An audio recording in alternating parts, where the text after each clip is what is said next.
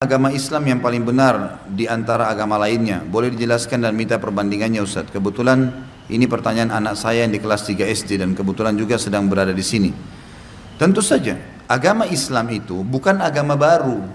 Agama Islam bukan agama baru. Agama Islam satu-satunya agama yang Allah turunkan dari langit namanya Islam. Dari zaman Nabi Adam sampai Nabi Muhammad SAW sama namanya agama Islam. Agama Islam ini yang dibawa oleh para nabi-nabi isinya adalah beriman kepada Allah dan beriman kepada semua yang Allah suruh imani termasuk nabi-nabi dan rasul.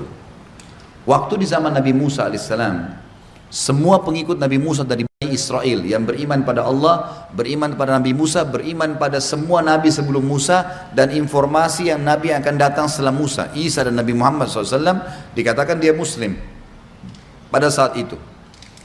Setelah datang Nabi Isa alaihissalam di lokasi dakwah yang sama, dan ini pernah saya jelaskan di Minhajul Muslim pada saat kita bahas masalah iman kepada Rasul-Rasul.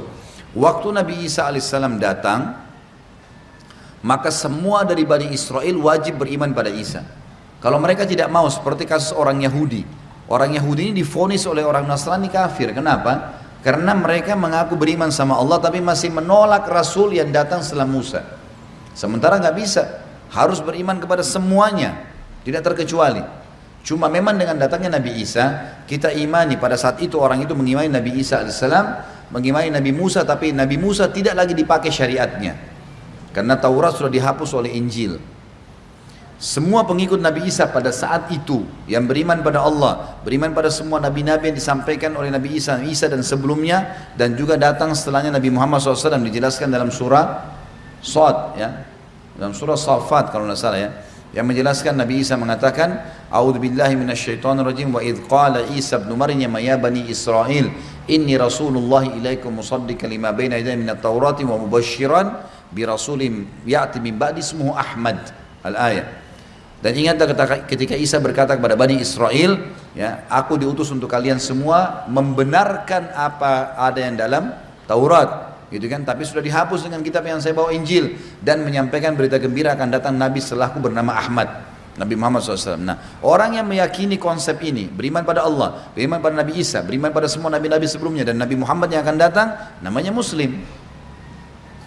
Umat Islam sekarang yang datang, kenapa gelar Islam hanya diberikan kepada kita?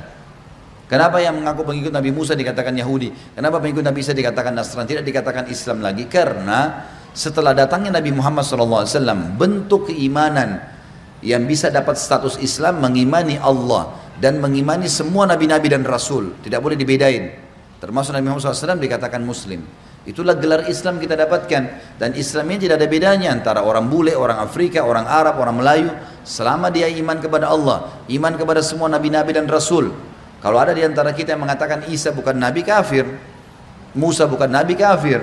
Kita harus yakini mereka sebagai nabi.